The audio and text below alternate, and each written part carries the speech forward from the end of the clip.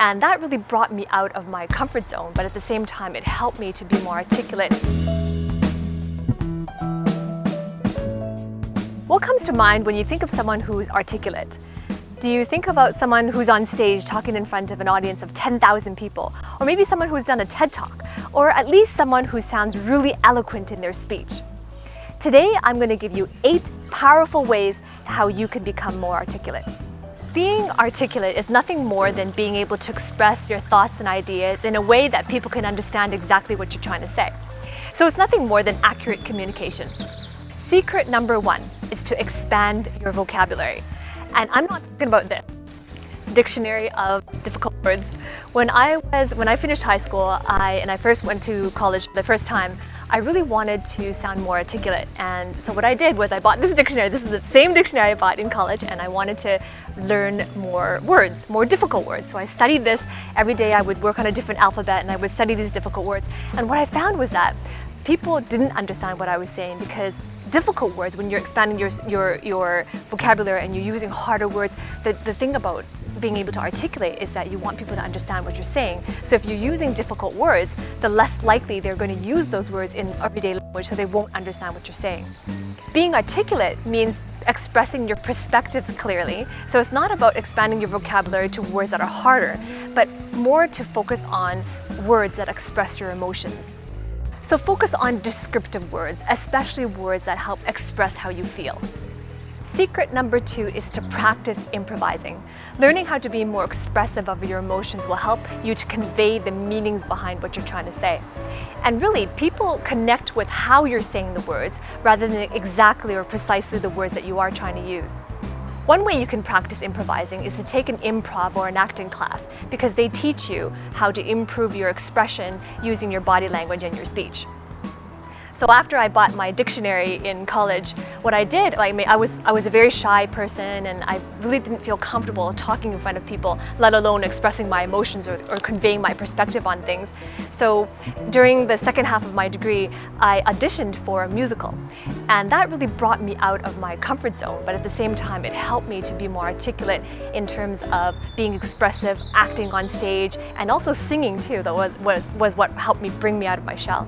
And after that experience of auditioning, even though I didn't get the part, but that experience of auditioning for the part and training to become the actor that they would select, that really helped me to free my mind to be able to express myself in an authentic way. Secret number 3 is pause. You want to strategically insert pauses before and after the points that you're trying to emphasize. Using pauses is better than using filler words, but of course, if you are accustomed to using filler words, or if that's a habit for you, it's okay to use them once in a while, but not all the time. And it's okay to use pauses instead of filler words. So what I mean is that you want to get used to having silence, because not all silence is awkward. So get used to inserting silence and pause strategically when you want to emphasize something you just said.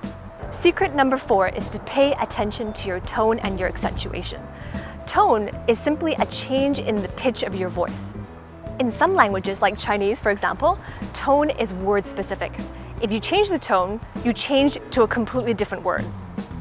But in English, tone is statement specific, which means that if you change your tone, you're changing the meaning of what you're saying. Let me illustrate what I mean by changes in tone and how it changes the meaning in English. I'm going to be saying the phrase, I didn't say your website was outdated. So that's the phrase I'm going to use.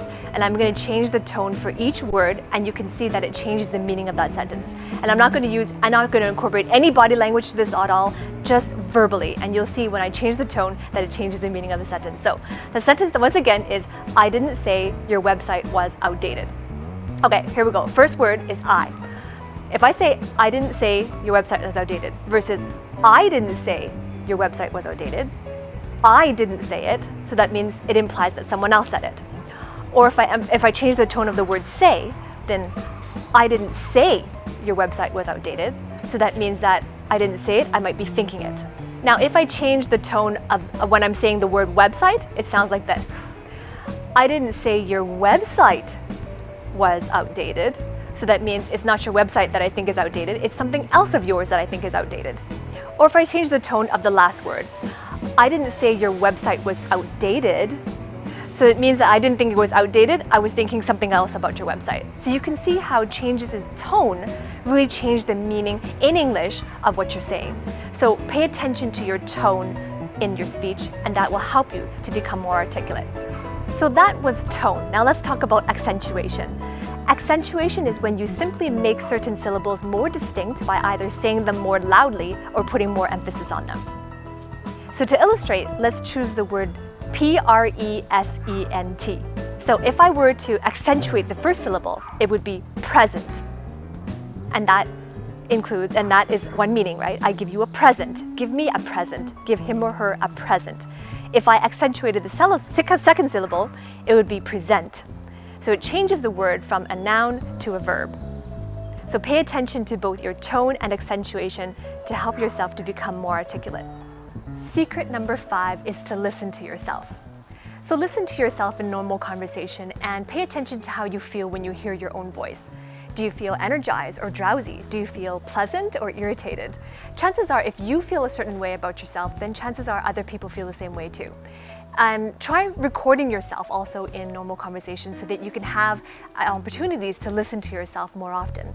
Also, another good rule of thumb is to get feedback from other people that you trust and give them permission to give you their honest feedback and criticism on how they felt when they listened to you in conversation. And ask yourself in these instances when you hear yourself and when you get a feeling for how you and others feel when you're talking to them, ask yourself what can you do to improve so that you can come across more pleasant and give people a more positive feeling when you're talking to them. Secret number 6 is to portray confidence and self-assurance. Because people don't see you through their eyes, they see you through your eyes. So give them the impression that you're 100% confident, that you're an authority in the subject matter that you're talking about, and you also believe what you're saying. Part of portraying confidence is to project your voice.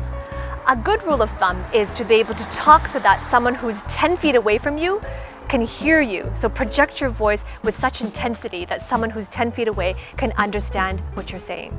Secret number 7 is to use variation. You want to vary the length of your sentences. So for example, once you've used a long sentence, then follow it up with a short sentence and vice versa. This also helps to get your message across more clearly because, for example, if you use 3 or more long sentences in tandem, then you might lose your audience due to overload of information. You should also try to vary your speed and your volume.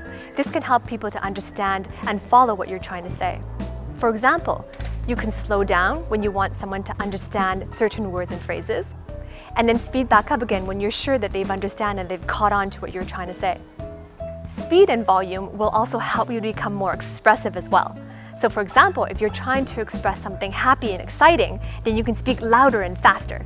But if you're telling a sad or a serious story, then you can speak slowly and more softly. Secret number 8 is to understand yourself.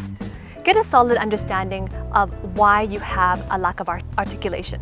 Maybe you've had some tensions or social anxiety that led to your perceptions of yourself. Or maybe it's a fear of being at the center of attention and embarrassment. But whatever it may be, you can work to overcome the root causes and give yourself the peace of mind and the confidence to get out there and articulate truly how you feel. Comment below, what have you learned? If you like my content, give me a thumbs up and remember to subscribe to my channel and also hit the bell below to receive notifications each time I upload a new video.